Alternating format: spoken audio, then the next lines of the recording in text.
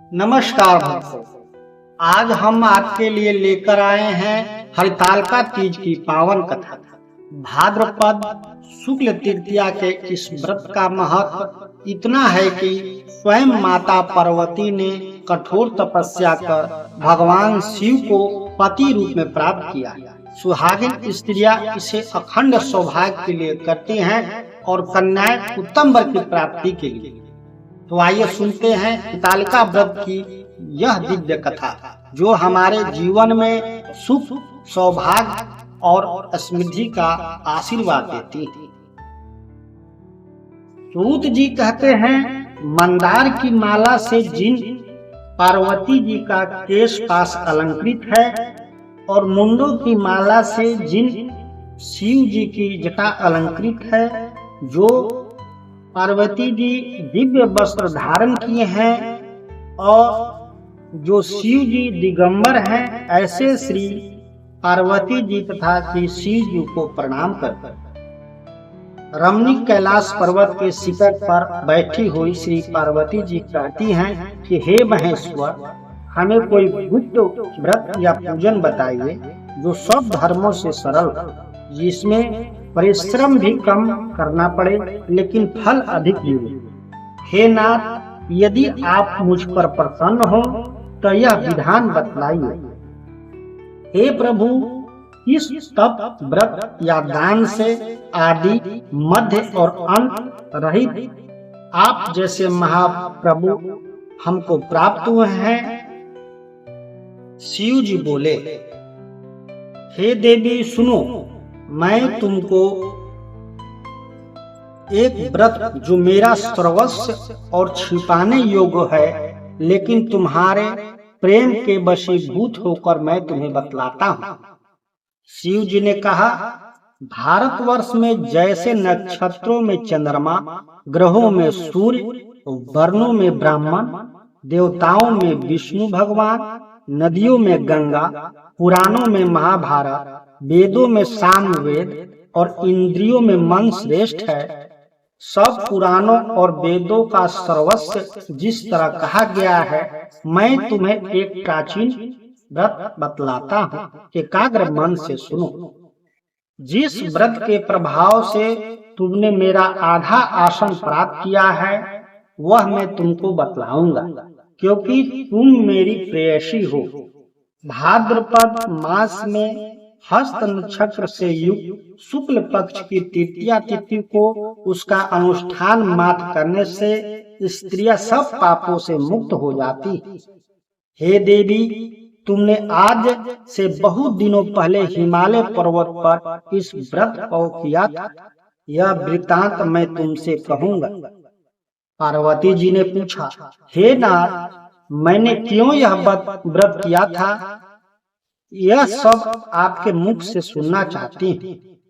उत्तर की ओर एक बड़ा रमणीक और पर्वतों में श्रेष्ठ हिमवान नामक पर्वत, उसके आसपास तरह तरह की भूमियां हैं, तरह तरह के वृक्ष उस पर लगे हुए हैं, नाना प्रकार के पक्षी और अनेक प्रकार के पशु उस पर निवास करते हैं। वहां पहुंचकर गंधर्वों के साथ बहुत से देवता, सिद्ध, चारण, पक्षीगण सदा प्रसन्न मन से विचरते हैं। वहां पहुंचकर गंधर्व गाते हैं और अप्सराएं नाचती हैं। उस पर्वत राज के कितने ही शिखर ऐसे हैं कि जिनमें स्फटिक, रत्न और वैदूर्य मणि आदि की खानें भरी। यह पर्वत ऊंचा तो इतना अधिक है कि मित्र के घर की तरह समझकर आकाश का स्पर्श किए रहता है। उसके समस्त शिखर सदैव बर्फ से आच्छादित रहते हैं और गंगा जल की ध्वनि सदा सुनाई देती रहती। हे पार्वती, तुमने बाल्यकाल में उस पर्वत पर तपस्या की थी। 12 वर्षों तक तुम उल्टी टंग कर केवल धुआं पी कर रही। 64 वर्षों तक सूखे पत्ते खाकर रहे। माघ मास में तुम जल में बैठी रहती थी और बैसाख की दोपहरिया में पंचांगनी में तपती थी। श्रावण महीने में जल बरसता तो तुम भूखी प्यासी रह करके मैदान में बैठी रहती थी। तुम्हारे पिता इस तरह के कष्ट सहन को देखकर बड़े दुखी हुए। वे चिंता में पड़ गए कि मैं अपनी कन्या किसको दूं। उसी समय नारद जी वहां आ पहुंचे। मुनि श्रेष्ठ नारद जी उस समय तुम्हें देखने गए थे। नारद जी को देख करके गिरि ने अर्घ्य पाद आसन आदि देकर उनकी पूजा की और कहा, हे स्वामी, आप किस लिए आए हैं? मेरा अहोभाग्य है, आपका आगमन मेरे लिए अच्छा है। नारद जी ने कहा कि हे पर्वतराज, सुनो, मैं भगवान विष्णु का भेजा हुआ आपके पास आया हूं। आपको चाहिए कि यह योग्य कन्या रत्न किसी योग वर को दे। भगवान विष्णु के समान योग वर ब्रह्मा, इंद्र और शिव इनमें से कोई नहीं। इसलिए मैं यही कहूंगा कि आप अपनी कन्या भगवान विष्णु को ही दे। हिमवान ने कहा, भगवान विष्णु स्वयं मेरी कन्या ले रहे हैं और आप यह संदेश लेकर आए हैं, तो मैं उन्हें अपनी कन्या अवश्य दूंगा। हिमवान की इतनी बात सुनकर के मुनिराज नारद आकाश में विलीन हो गए। वे पीतांबर, शंख, चक्र और गदाधारी भगवान विष्णु के पास पहुंचे। वहां हाथ जोड़ करके नारद जी ने भगवान विष्णु से कहा कि हे देव, सुनिए, मैंने आपका विवाह पक्का करा दिया। उधर हिमवान ने पार्वती के पास जाकर कहा कि हे पुत्री, मैंने तुम्हें भगवान विष्णु को दे डाला। तब पिता की बात सुनकर के तुम बिना उत्तर दिए ही अपने सखी के घर चली गई। वहीं जमीन पर पड़ करके तुम बहुत दुखी होती हुई विलाप करने लगी।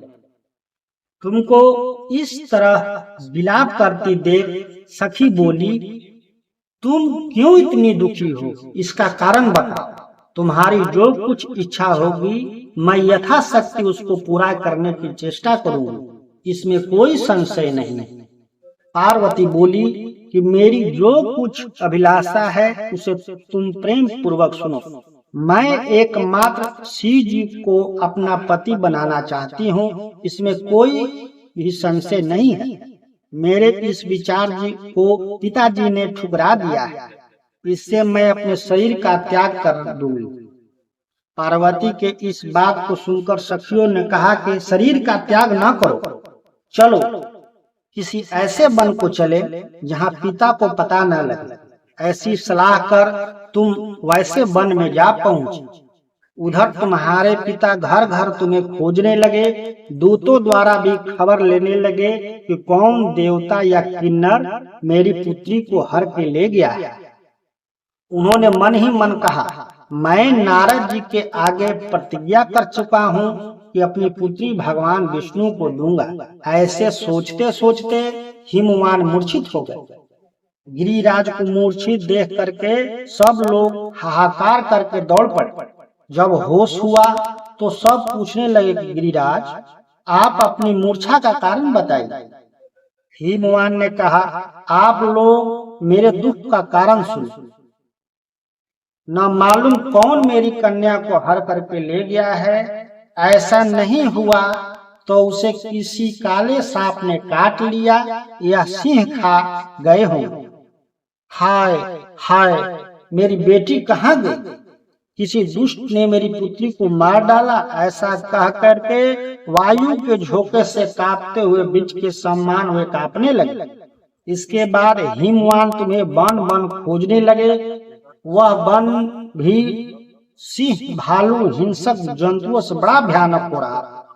तुम भी अपने सखियों के साथ उस भयानक वन में चलती चलती एक ऐसी जगह जा पहुंची जहां एक नदी बह रही थी। उसके रमणीय तट पर एक बड़ी सी कंदरा थी। तुमने उसी कंदरा में आश्रम बना लिया और मेरी एक बालकामयी प्रतिमा बना करके अपनी सखियों के साथ निराहार रह करके मेरी आराधना करने लगे। जब भाद्रपद शुक्ल पक्ष की हस्त युक्त तृतीया तिथि प्राप्त हुई तब तुमने मेरा विधिवत पूजन किया और रात भर जाग करके गीत वाद आदि से मुझे प्रसन्न किया। उस व्रतराज के प्रभाव से मेरा आसन डगमगा उठा, जिससे मैं तत्काल उस स्थान पर जा पहुंचा जहां पर तुम अपनी सखियों के साथ रहती थी। वहां पहुंचकर मैंने तुमसे कहा कि मैं तुम पर प्रसन्न हूँ, बोलो क्या चाहती हो। तुमने कहा कि मेरे देवता, यदि आप मेरे ऊपर प्रसन्न हैं तो मेरे पति बने। मेरे तथास्तु कहकर कैलाश पर्वत पर वापस आने पर तुमने वह प्रतिमा नदी में प्रवाहित कर दी और सखियों के साथ उस महाव्रत का पारण किया। हिमवान भी तब तक उस वन में तुम्हें खोजते हुए वहां आ पहुंचे। चारों दिशाओं में तुम्हारी खोज करते करते वे व्याकुल हो चुके थे, इसलिए तुम्हारे आश्रम के समीप पहुंचते ही गिर पड़े। थोड़ी देर बाद उन्होंने नदी के तट पर दो कन्याओं को सोते हुए देखते ही उन्होंने तुम्हें छाती से लगा लिया और बिलख करके रोने लगे। फिर पूछा, पुत्री, तुम सिंह, व्याघ्र आदि जंतुओं से भरे इस वन में क्यों आ पहुंची? पार्वती ने उत्तर दिया, हे पिताजी, मैंने पहले ही अपने आप को शिव जी को हाथों सौंप दिया था। आपने मेरी बात टाल दी, इसलिए मैं यहाँ चली आई। हिमवान ने सांत्वना दी कि हे पुत्री, मैं तुम्हारी इच्छा के विरुद्ध कुछ न करूंगा। वे तुम्हें अपने साथ घर ले आए और मेरे साथ तुम्हारा विवाह कर दिए। इसी से तुमने मेरा अर्धासन प्राप्त किया है। तब से आज तक किसी के सामने मुझे यह व्रत प्रकट करने का अवसर नहीं प्राप्त हुआ है। हे देवी, मैं यह बताता हूँ, इस व्रत का हरितालिका नाम क्यों पड़ा? तुमको सखिया हर कर ले गई थी, इसीलिए हरितालिका नाम पड़ा। पार्वती जी ने कहा कि हे प्रभु, आपने नाम तो बताया, अब इसकी विधि भी बताइए।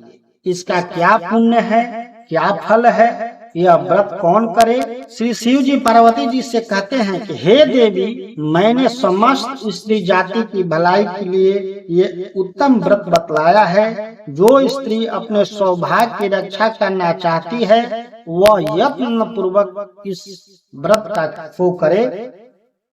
केले के खंभे आदि से सुशोभित एक सुंदर मंडप बनावे, उसमें रंग बिरंग के रेशमी कपड़ों से चंदोआ लगा करके चंदन आदि सुगंधित द्रव्यों से वो मंडप लिपवावे। फिर शंख, भेरी, मृदंग आदि बाजे बजाते हुए बहुत से लोग एकत्रित होकर के तरह तरह के मंगलाचार करते हुए उस मंडप में पार्वती तथा शिव जी की प्रतिमा स्थापित करे। उस रोज दिन भर उपवास कर बहुत से सुगंधित फूल, सुगंध और मनोहर धूप, नाना प्रकार के नैवेद्य आदि एकत्र कर मेरी पूजा करे और रात भर जागरण करे।